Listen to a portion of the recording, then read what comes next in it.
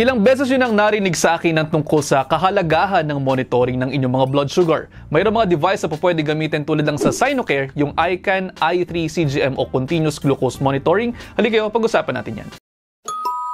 Kapag nasabihan na kayo ng inyong mga doktor na kayo ay diabetiko o mayroon kayong family member na diabetiko, mahalaga na nagmo-monitor ng blood sugar para malaman natin kung gumagana ba ang modes of treatment natin, mapadayat lamang yan o gamot tulad ng mga oral hypoglycemic agents at pati na rin ng insulin. At isang monitor na mayroon sa market ngayon, ang Sinocare ICAN i3 Continuous Glucose Monitor or CGM.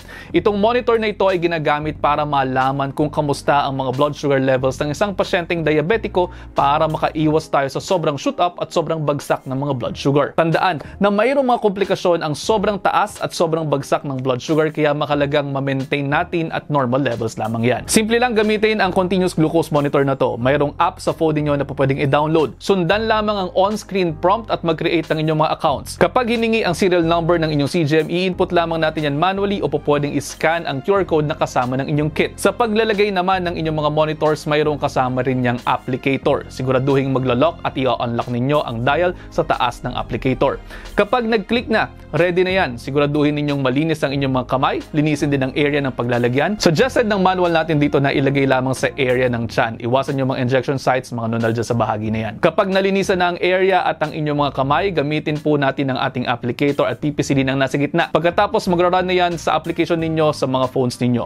Pwede nyong iset ang alarm kapag bumabagsak ang blood glucose at sobrang tumataas ang glucose ninyo. Every 3 minutes, nagmo-monitor yan at magra-run for 15 days. Pagkatapos ng 15 araw, pwede nang tanggalin ang monitor at palitan ng bago para patuloy ang monitoring. O investment na may tuturing ang pang-monitor na ito, pero isa ito sa mga investments na mahalaga lalo sa mga taong erratic ang blood sugar, mayroong mga pagkakataong bumabagsak at sobrang tumataas ang blood sugar, naka-insulin at iba pang mga treatments. Para sa aking mga pasyenteng can't afford, mainam po na mayroong ganitong klase ng gadget para nang sa ganoon na mo-monitor din natin kung kamusta kayo sa treatment regimen natin.